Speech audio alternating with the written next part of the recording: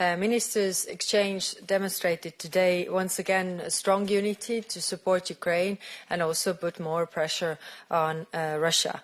The numbers speak volumes. Western sanctions have already cost Moscow an estimated 1.2 to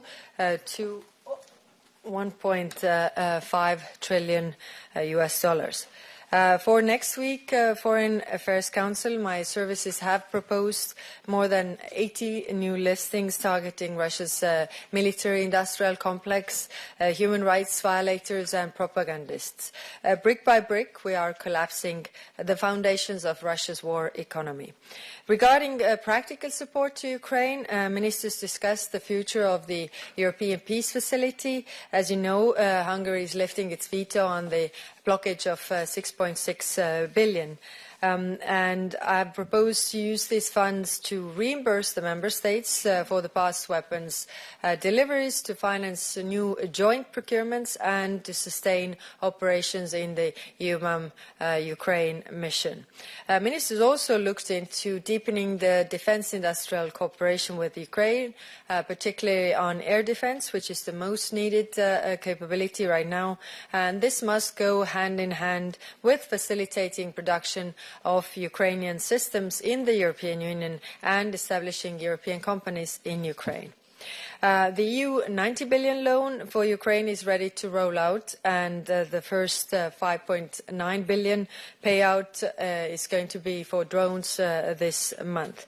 As we allocate funding, Ukraine needs are the ultimate priority. Then on the Middle East, Israel and Iran exchanged fire overnight. The region is stuck in phases of peace talks and fragile ceasefires. A return to full-scale war would come at tremendous cost to the entire region. All sides must come back to the negotiation table. Freedom of navigation is under heavy pressure globally, as we see most acutely in the Strait of Hormuz. Tehran effectively closed the strait, and its drones continue to threaten the maritime traffic.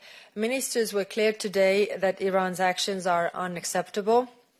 In response, EU member states in Brussels today approved sanctions against the Iranian individuals and entities involved in disrupting the transit through the Strait of Hormuz. And this is the first time the EU has applied its new freedom of navigation sanctions regime, and where necessary will apply it again. Our Operation Aspides is making a crucial contribution protecting shipping in the Red Sea. The latest threat by Houthis to target ships also in the Red Sea shows how important this mission is. I've also proposed, once the conditions permit, that Aspides could contribute also to the Franco-British coalition in the Strait, and based on the discussions today, we will continue to work on this proposal.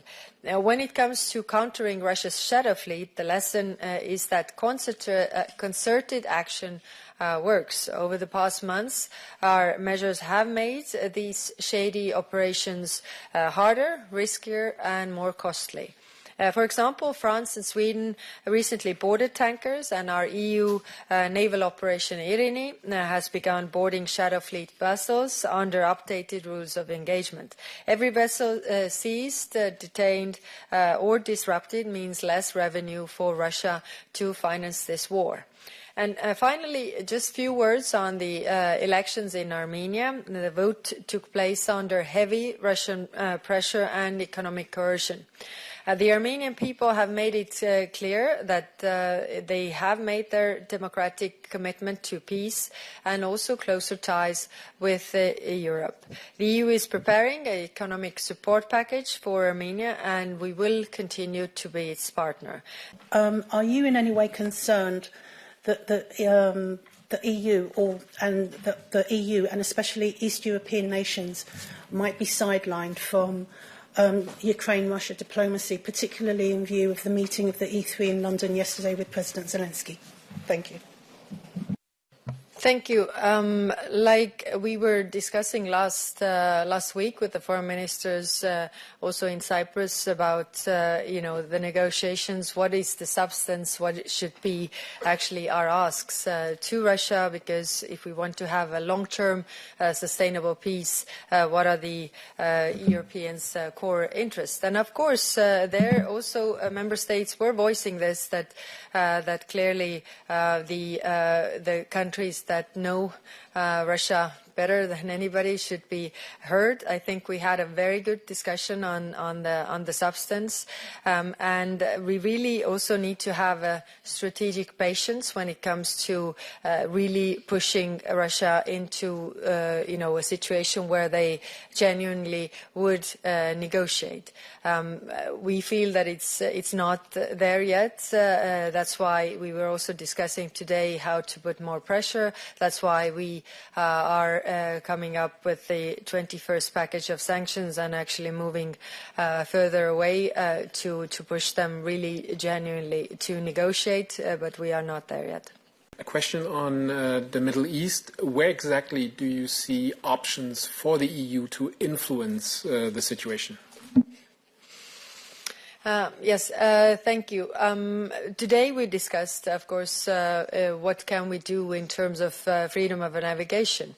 When it comes to the Middle East and the war that is going on, then eventually US and Iran need to really agree on these things. And of course, we, together with the regional partners, are also passing these messages that the diplomacy needs to prevail and really have this first phase of agreement or mutual understanding of ceasing the hostilities and then opening the Strait of Hormuz and then using this time to negotiate. And there we have also offered nuclear experts on the negotiations, because I think this is a very important issue. We have expertise also when it comes to trust building or confidence building measures that we can bring to the table, because it is not only ceasefire that we need, but the long-term peace that also requires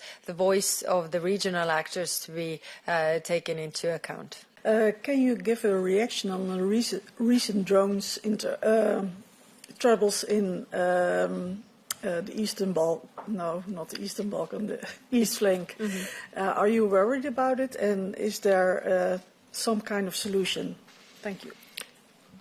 Yes, thank you. That's why we need to proceed quickly with all the work that we are doing with the drone wall and actually getting these capabilities up. We have a lot to learn from Ukraine regarding this, because they have put it up very, very effectively.